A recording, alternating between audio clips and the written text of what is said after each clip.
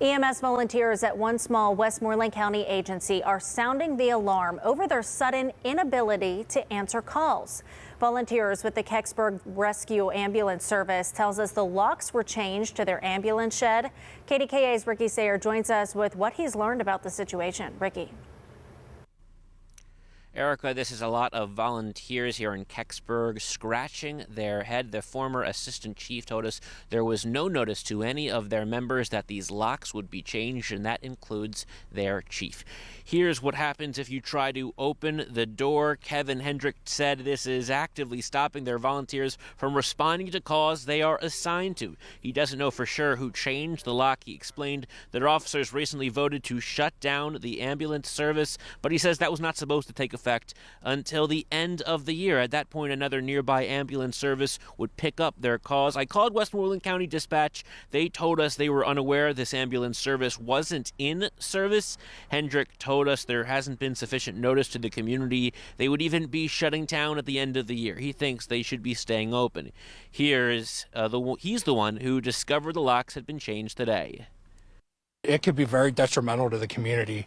If there's a cardiac arrest right down the street, there's no way for any of our members to even come in here and move an ambulance today.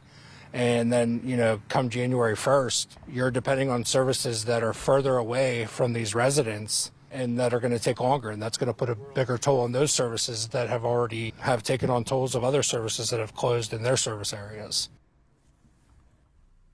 So I called the number on the door for Melvin Leeper. He is one of the officers here. He then actually drove here, and we can pick up my conversation with him. Just bear with me here as I go over my notes from that conversation. He told me that nothing is going on, that they always lock their doors. He'd asked if we'd spoken with Kevin. I said yes. He asked if Kevin came to a meeting they had. Kevin later told me they changed their meeting time without notice. I asked Melvin who has a key. Melvin said that he has a key. That's where we pick things up on video.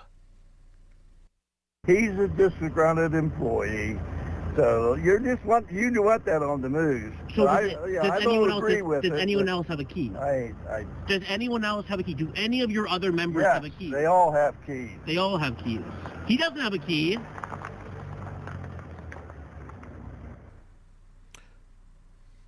So multiple volunteers told us they don't have keys, and we were shown a text indicating that that included their chief. So after that impromptu interview you just saw, that Melvin actually then drove across the street. He waited there for about 30 minutes. He came back and indicated that he'd do an on-camera interview. He then drove off before we got the chance, but not before I was able to ask him point blank if he had changed the locks here. He said he did not know anything. It's also worth mentioning that they have a mutual aid agreement with other EMS services, but Hendrick told us they are miles away.